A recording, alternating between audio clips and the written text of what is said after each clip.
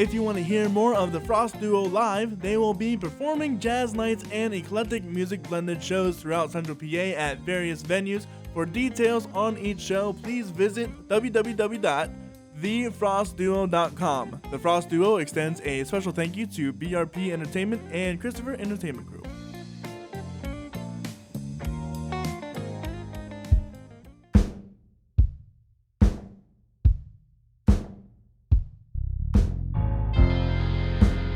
Good morning, everybody. My name is Liam Galiano, and I'm here with my co-host, Corey Rosen. Just kidding. Well, hey, Liam. It's always funny how we always get confused for each other. Yeah. I never see it, but I guess other people do. My name is Corey Rosen. This is Liam Galiano over to my right. Give us a little bit of an intro for yourself. I'm a bass player and a songwriter from around the Lancaster area. My main three acts are Soul Miners Union, All Groove, which is a collaborative kind of soul jazz project, and then my own stuff under Liam Galiano, which is kind of solo bass stuff. And this is our second ever album review. This is a show where we grab an album from the area, we grab another guy, in this case Liam Galiano, to the show, and we review their album. And up second, this is our second one. Right now we have the Frost Duo. The Frost Duo is comprised of vocalist Leah Beth Evans and multi-instrumentalist Christian Gratz. Today, together as the Frost Duo, they compose music in the style of jazz and soft rock and perform covers all over the U.S. in the styles of rock, jazz, country, etc. The duo was named Best Jazz Group this past 2 years now by the Central Pennsylvania Music Hall of Fame, and in the past few months made their debut at the Hotel Hershey and the Englewood. Their EP, Play Nice, which was released on July 29th, 2022, made a debut on the iTunes album charts at number 51. So this album, the theme about it is a variation of romanticism, songs enabled from falling in love to heartbreak and resentment. So let's hop right into it with the titular track, Play Nice. Let's give a listen. Watch yourself when I come around. I got a guardian angel on my shoulder, and she warned me out. You better watch yourself when I come around. Got a guardian angel on my shoulder, and she warned you that the devil's coming for.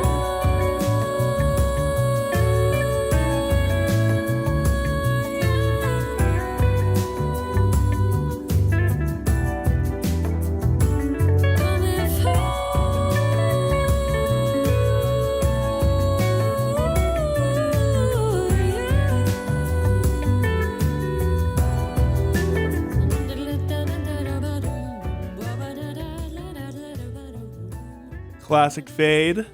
Yeah. What do you think? Well, first off, it's a great tune. And this is for me is the main theme of the album, is just incredible singing, just really, really great singing, and awesome guitar work and piano work too. Oh, absolutely. Yeah. That's all Christian Gratz. I know that for a fact. He plays piano and guitar, as opposed to bass and drums. I know not. Yeah.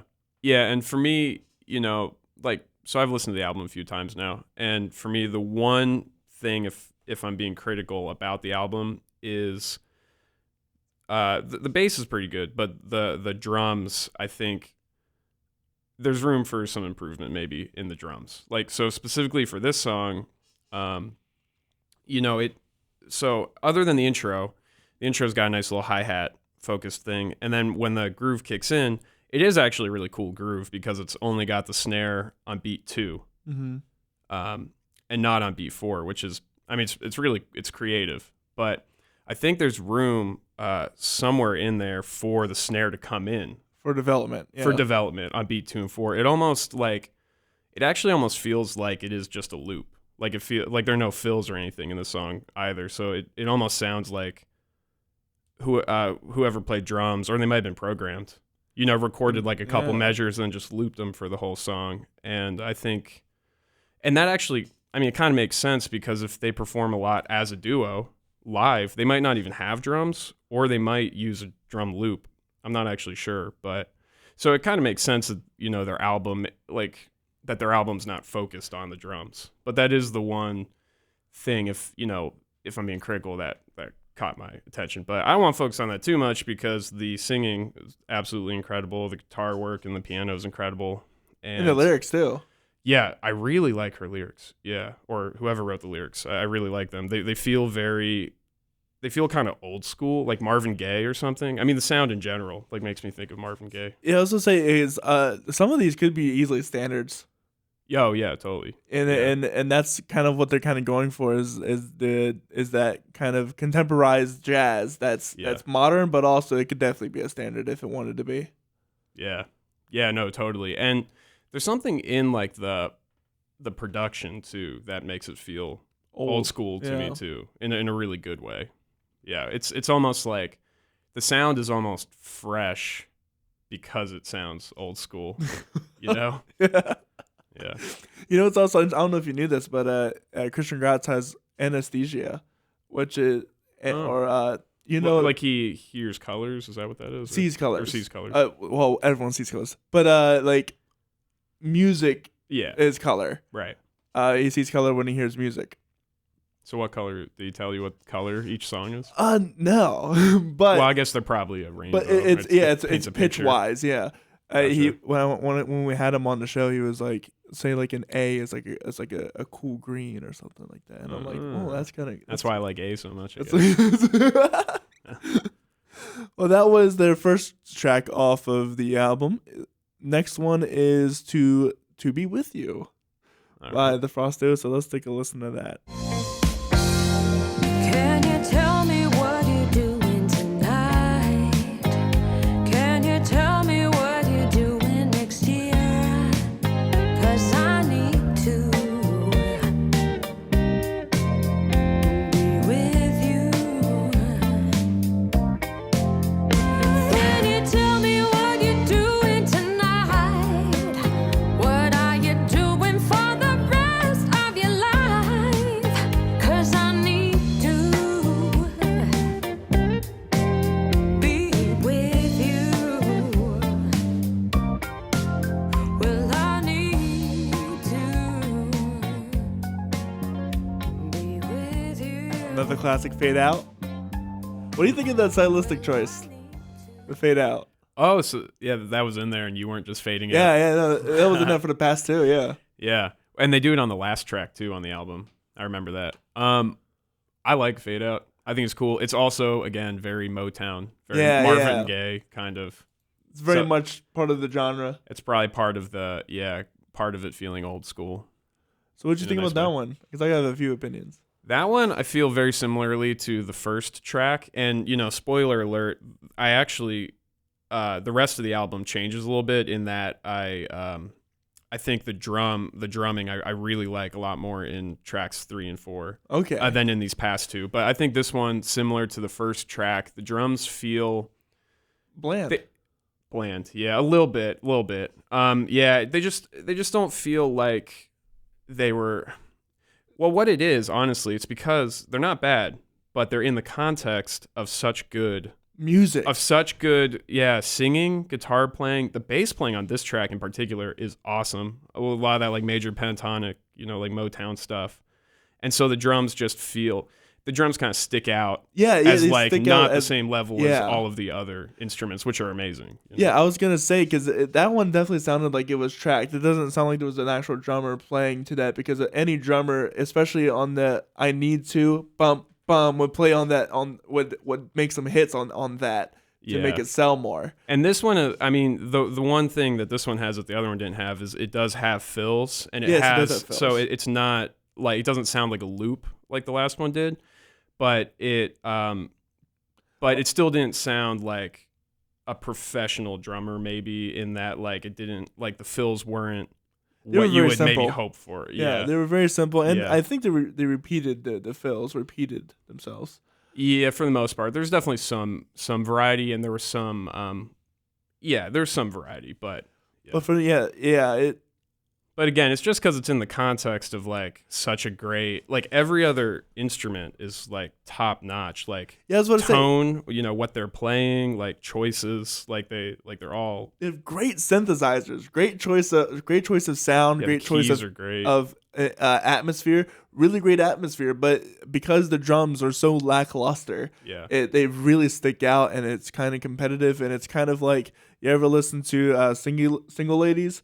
And you hear that the brown, and it's like when you realize once you hear that, it's like it goes on through the entire song, and it's like I can't listen to the song anymore. You'll hear though when we get to track 4, like the drums are so cool in track 4. So you'll hear like for me, track 4 is my favorite track on the album actually, and it's because it grooves so much more than the other tracks on the album, and I think that's entirely due to the drums.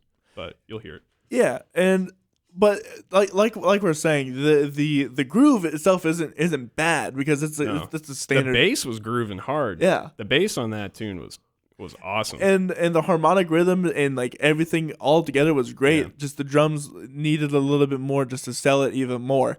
And I don't know. I don't know exactly the process of creating those drums were, but it's a great simple drum groove that will work for any other song. But you're right in the context of such great artistry in the music side. Yeah, it's a little one possibility, and I've been in a situation before where I've recorded like all the instruments on a track, and so you can only play one instrument at a time. And so when you're doing, and you usually want to record drums first, and then bass, and then onwards. So if you're recording drums first, you don't want to try to make it too complicated because you don't want to mess up the ability to add layers later. So that could be what's going on. It's not necessary. I'm not sure that the drums are programmed. I tried to look up the credits, so I'm not sure how the drums are made. But if he played the drums, he might have chosen like make this real simple because I know I'm going to do lots of cool stuff on top of this, and I don't want to mess that up, down the road. That's fair. But then it's always, in my opinion, it's always good to go back and listen to it all in context, and then once you have everything recorded to the click, then you can go back and mess around with the drums. Yeah, that's true. You'll hear on track 4 though, not to talk about too much before we get there, but like that one actually sounds like he might have recorded with a drummer. I mean, like that one just sounds like. And maybe that's not the case, but for some reason that one sounds more unified. Live. It sounds live. It sounds like there's actually like a band all playing together. Well, let's take a listen to track 3. And track 3's got cool drums too. It's called Walking Away. Let's take a listen.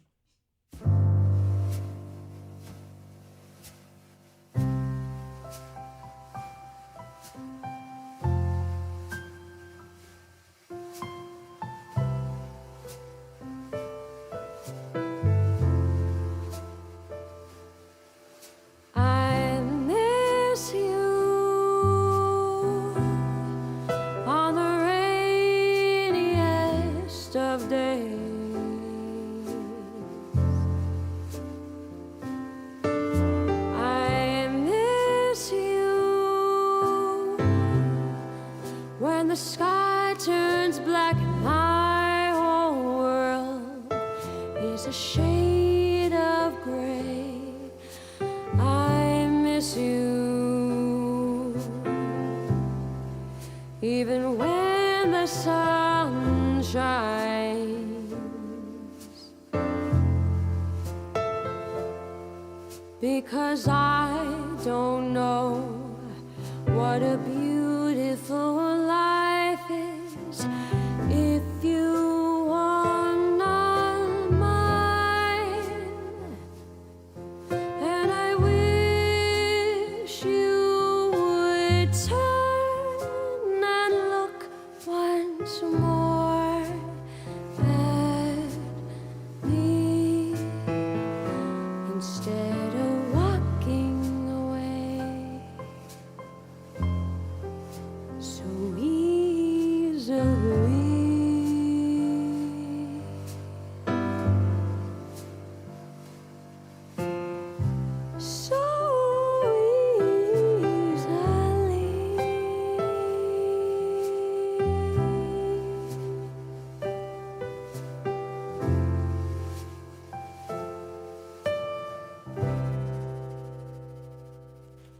what a treat that was.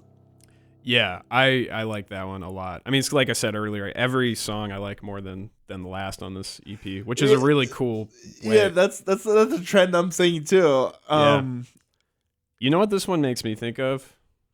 Christmas. Yeah, that's exactly what it was like. This would go perfectly with the Charlie Brown Christmas. Yes, time, yeah. Which and it's cool because the lyrical content is not Christmas. It's not which whatsoever. Which is actually really cool. I mean, it makes me want to include it on like Christmas albums or playlists and start thinking about it around Christmas because it's kind of it would fit perfectly in those playlists while also like getting away from maybe some of the cheesy like Christmas lyrics. Yeah, and it's a rather sad song. Yeah, if you listen to the lyrics. Yeah, but it's so chill, and this is an example of a very simple drum groove. Yeah, that works perfectly. Totally. It needed nothing else. It was great just what it was. Totally. Yep. Stirring the soup. Yeah, just stirring the soup the entire song. And it never got old because that's exactly what the song called for. Totally. Yeah. And it really helps if they have an upright bass on this one too. Or if it's not an upright bass, it's a bass that sounds a lot like an upright bass. And that kind of helps fill in the percussive element too. Mm-hmm. That was such a treat. The piano on that was so good. And you know, the vocals, Leah Beth Evans is just stellar. That could definitely be a jazz standard that's going on my playlist for ever. That might actually go on to the story's top picks. Actually, all right. Well, wait till you hear the next track, man. Yeah, I gotta. Maybe they both can go on. Maybe they both can go on it. Up next, we have in "Love You from Afar." So let's take a listen. Time to get down. Let's take a listen. Hurt me. Why you gotta hurt me? Desert me until you need somebody.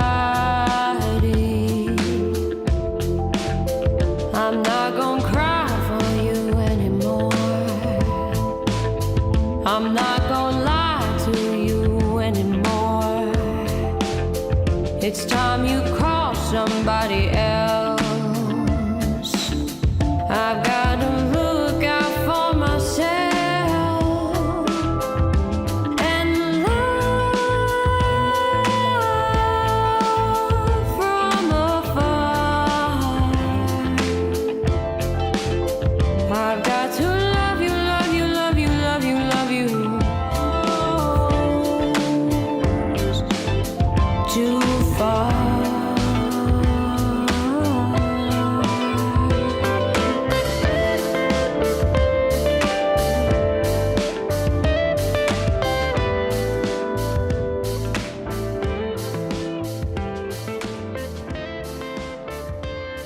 Another fade out. That's so nice. It is much more groovy. Yeah. Yeah, no, those to me those drums are much more interesting because for one, they sound more live. They do sound more live. Yeah. Do you see what I mean about like the feel with those and the bass together feels more locked. It's more than the first two tracks. It feels like it could have been a bass player and drummer playing together at the same time. And I'm not sure if that's what happened, but it sounds more that way. And also, so the first track, had this like, it had the snare on beat 2, not on beat 4. So it was like,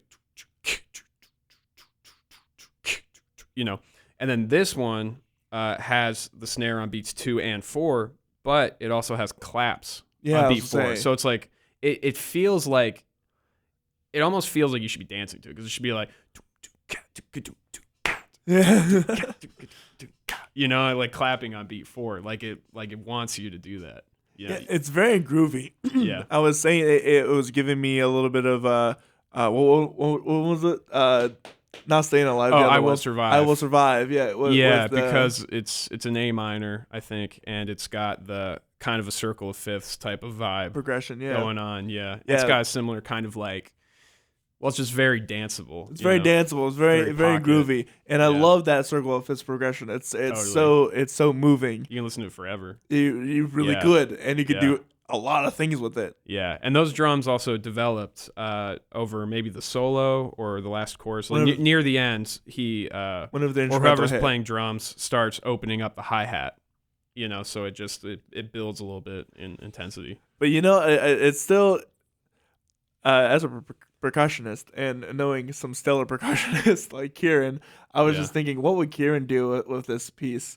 And I was wanting a little bit more of the hi hat or some of the bells like on the cymbal, just little varnish. That's not the word. What little flexes or what? Yeah, I mean little garnishes. I don't know. Yeah, Little spice. there's like somewhat again. Okay, so like the musicianship is so stellar on the vocals, the guitar, the piano, and the bass that if you had that same level of musicianship on the drummer, there would be some extra little spice going on on the whole album. There would be some things that you're not hearing. Yeah, and this is and I'm not saying that this is bad whatsoever. No. This is fan-freaking-tastic. I love their music. Love this album. I just want a little bit more from the drums. Yeah. Also, a little bit of a tangent. There's this app called Music Stacks, which I've been checking out, and it's free. You should check it out. But basically, you can look up any song on Spotify, and it'll tell you like all these like things that it's basically predicting the Spotify algorithm. Oh, so really? it'll tell you like the popularity of the song. It'll tell you the key, the loudness, the tempo. It'll tell you like, that's sick. And then it has these other things. So popularity, danceability, energy, positiveness, because these are things that if they're higher, then they're more likely to be successful on, TikTok and whatever.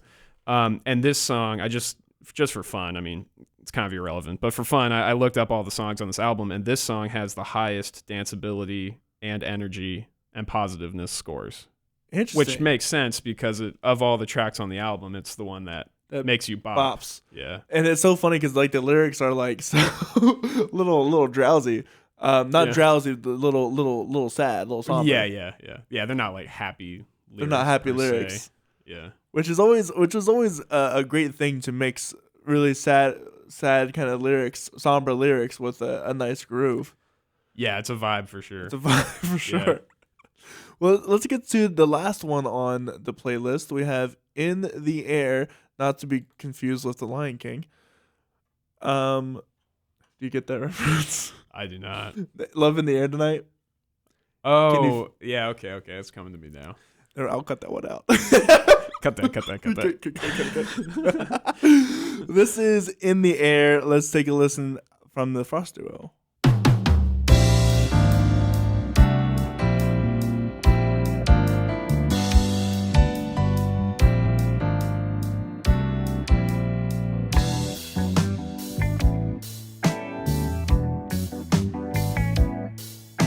City streets, they tell their secrets tonight. 30 secrets that they hide.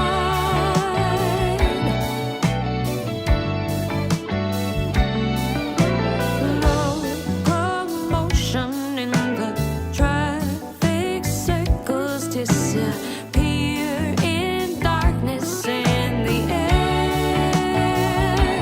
In the air. I remember endless nights when neon kissed the sky and blood came through my veins. Now it's gone away and it's another lonely day here in this metal promenade.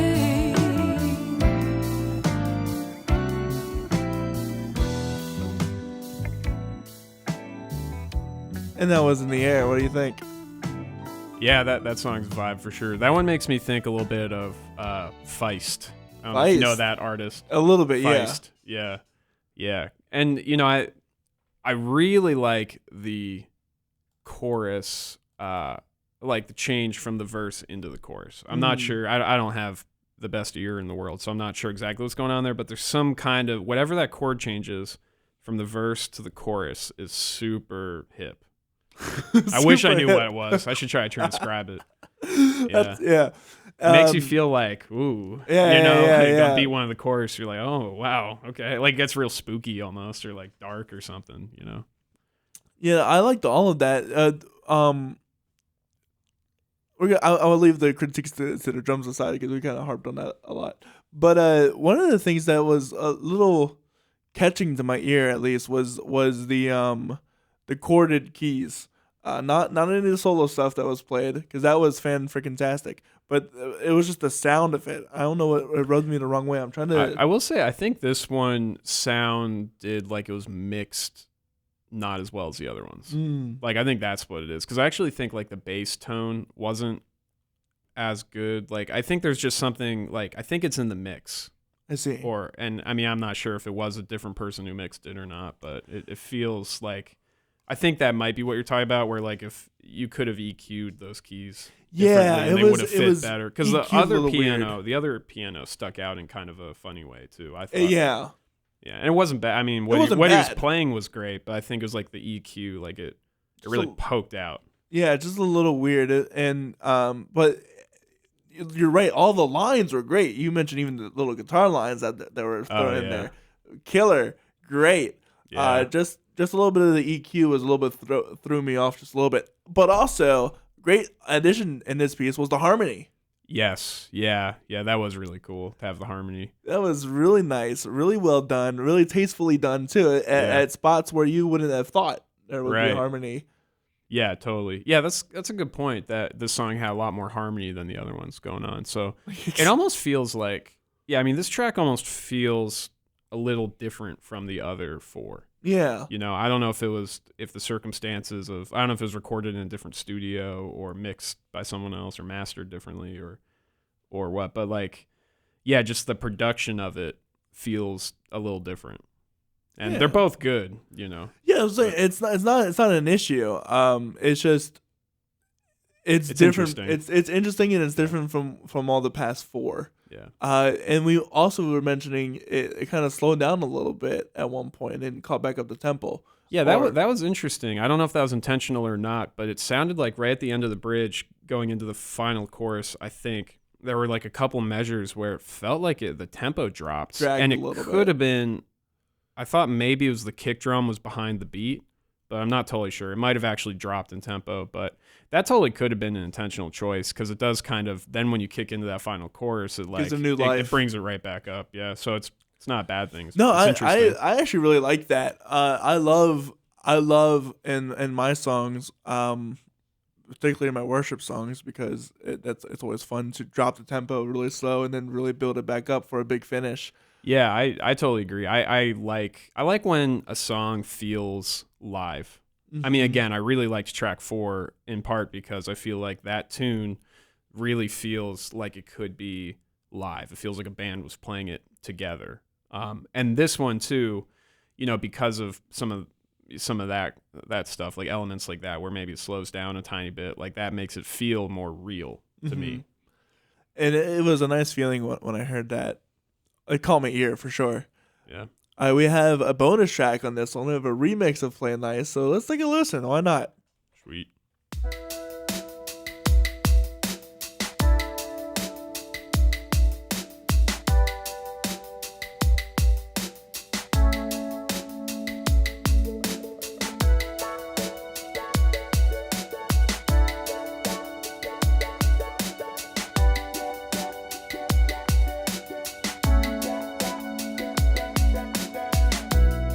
You once won't repeat myself twice. I'm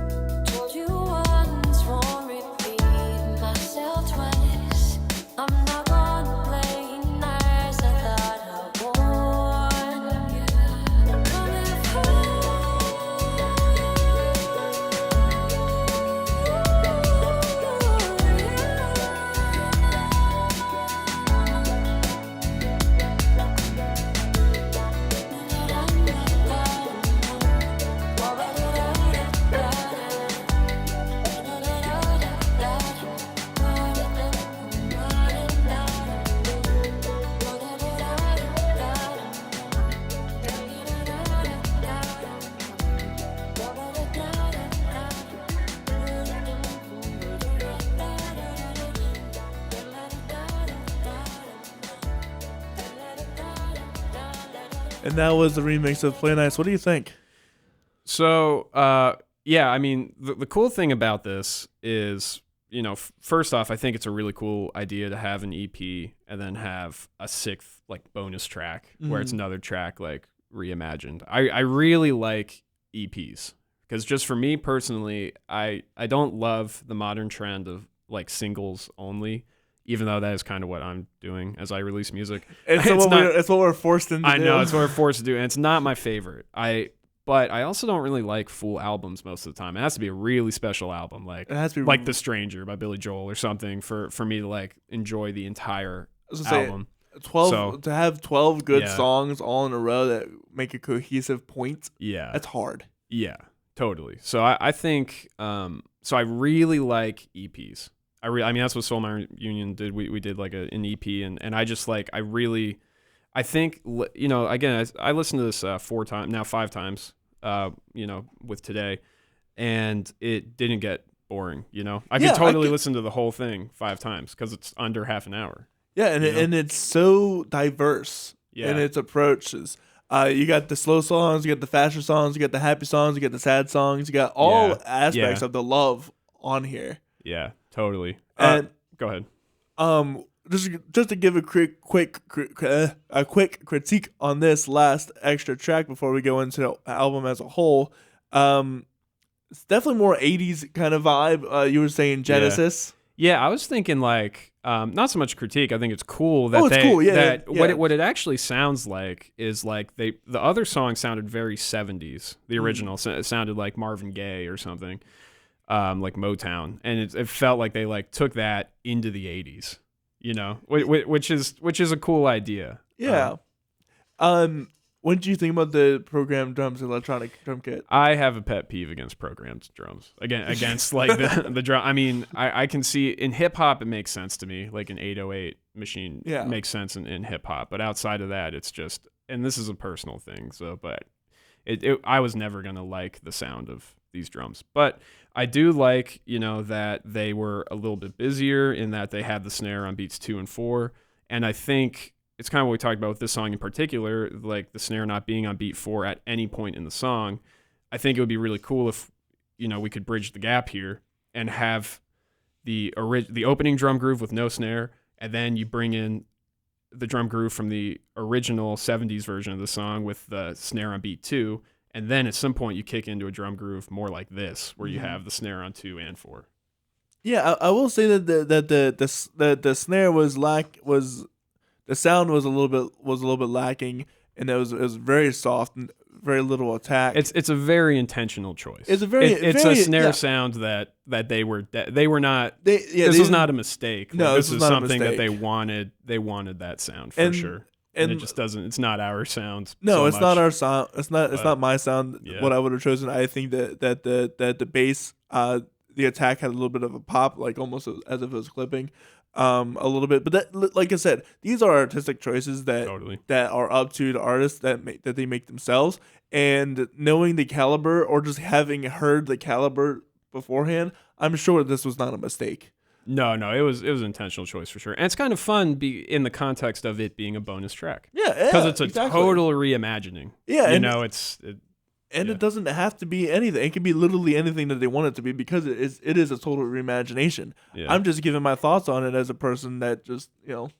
Yeah. And like I said, the music is the whole point of this is music is subjective anyway. Points 100%. Don't matter. It doesn't really care. It doesn't really matter. Yeah. As a whole, this album's killer.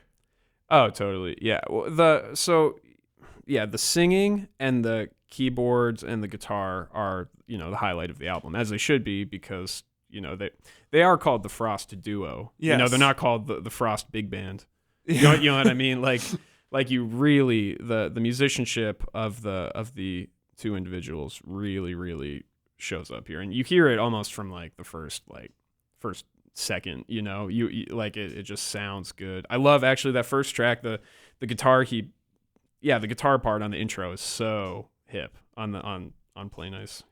You know, and one more last thing on the last track, there was a talk box, or is that? Yeah, sort we of were talking male? about this a little bit. Not totally sure. So you thought you heard some kind of male voice. Yeah. And I was speculating because it sounded kind of like garbled, kind of, right? I Yeah. thought maybe it was a talk box. Maybe Christian Maybe. was like going into his guitar. I'm not totally sure, but I don't know. It sounded but cool. It was sounded so cool. You know what though? That's kind of an '80s thing too. It is. Yeah, I was gonna Maybe say that's part of- it's yeah. it was all kind of Yeah. 80s themes. And the other highlight was the acoustic guitar. I want to hear more acoustic Yeah. guitar in these in future songs with Leah Beth Evans' voice. Yeah. That was so good. The acoustic guitar was very cool. Yeah, it was when such came a in. fresh sound Yeah. to this E EP. Yeah, yeah, yeah. So overall, this is a great EP, and I really like that it develops. Yes. I really like that. I like each song more than the last, because that's not typical nowadays. No, it's not. Normally, you put like your best song your two first. bangers, right up front,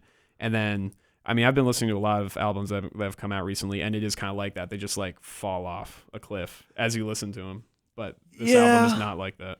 Yeah, no, and that, I'm sure that's really intentional as well. Is that the fact that I'm pretty sure that they would like each piece more as it goes on as well, because everything you hear play nice, and it's like, oh, this is nice, Yeah. and then you hear the next song, and it's like to be with you, and it's like, oh, this is jamming, Yeah. and then you get to the third song, that's the ballad, which and is it the just, ballad, Yeah, it's like and it it slaps feels like so hard. Christmas. It feels I think the production on that one was the best of the absolutely, yeah. production on any. And it was so simple. It was just Yeah. it was stirring the soup and then piano and An upright her voice. bass. An upright bass, yeah. Yeah. And it worked so Yeah. well. And it was so Yeah. nice that the Yeah. electric guitar and all Yeah. the synthesizers just dropped. That was your favorite track, right? That was definitely my Yeah, favorite. that's my track. second favorite, and I do love it. But yeah, the fourth one is my favorite for sure. So I just love the groove. out of 10, what would you give it? Ooh, I was not prepared for this question. a 10 being the best album of all time. 10. So one you would never listen to it again. Okay. 10. It's like it's like on your top. Oh, Of okay. albums. Okay, so it's not like the best album of all time, but it's Yeah. like in the pantheon of great albums. Yeah. I'm gonna give it a 7.5 I was because thinking I liked 8. it a lot. Yeah, I Yeah. liked it. For me, what would have bumped it up would be better drums Yeah. and just something I could Yeah. just groove to all the time. Because now I'm gonna listen to it and it's gonna be the drums, and it's like, okay, Yeah. what do you Yeah. think would have upped it? Oh, definitely the drums. Yeah, I think again. I mean, I just think that I think the drums were not bad, but I don't think they were at the level that the rest of the Yeah, like the we said, musicianship was. Everything else was just top tier. yeah, everything else if they had cut the drums completely out of it, I think it would have bumped it up. Just because the drums itself just kind of just dragged everything a little bit down. Yeah. Everything else is a 10 out of 10. The voice, the guitar playing, the synth choice, the sound choice, absolutely stellar. Yeah. Just the drums, it wasn't Yeah. it wasn't what it could have been. I'd love to see him live. I would love to see him Yeah. live too. And so you can do that over at the Frost Duo. They are known there. I'm pretty sure they have a website. I'm gonna fact check myself. I know they have real a quick. Facebook and an Instagram. Yes, they do have Yes, a the Frost Facebook Duo. and Instagram, and I'm pretty sure. Yep, they have a website, thefrostduo.com. That's where you can find out all about their upcoming events. It looks like Ooh, they they've have got a few. they've Check got that a out. few in June and August. So check that out. And buy their EP at their show. And yeah, absolutely support this artist and buy their EPs at the show. Especially if you really like it, like we do. Don't just listen to it on Spotify. If you really want to support these artists, that's the one way to best support the artists is to go out to their shows and buy their merchandise. Preach. And with all that said, you can go buy our merchandise. Good one, Corey. At CoreyRosenProductions.com, and you can find out all of the things we have there. Liam, do you want to shout out any events you Yeah. have coming up? Well, I was going to say you can find me at liamgaliano.com, also soulminersunion.com or allgroovemusic.com. And yeah, you can find my events on those websites or on my Facebook or on Instagram. I'm playing a couple shows in the next couple weeks, but they're out of town, so yeah. Well, if you have enjoyed this episode, please be sure to like, subscribe, share with all your friends. My name is Corey Rosen. This has been the Story Podcast. You can find out all of our stuff over at CoreyRosenProductions.com. That's CORYROSEN Productions.com. We have one album review before this and a few. We're coming up on 7 single reviews so far, and a few of those not released. And then we have all of our podcasts as well, all 170 something so far. And we have more yet to come. We have 2 this weekend. We have Zachary Trimmer, who is, I don't know why I'm telling you this, guys. This is not going to be posted until way after. So Cut that. So stay tuned for all of that to come about. And if you want to submit your music to be reviewed by us and a random other musician, that maybe or may not be Liam Galiano, you can do that over at Corey Rosen Productions /single reviews or album reviews and submit your music there, and we'll definitely get around to it. With all that said, I hope you guys have a wonderful rest of your day, and we'll see you guys later. Well, thank you very much, Liam, for coming on the show. Oh, thank you so much, Corey, for being a part of this. This has been Corey, signing off. Thank you. Till next time. Till next time.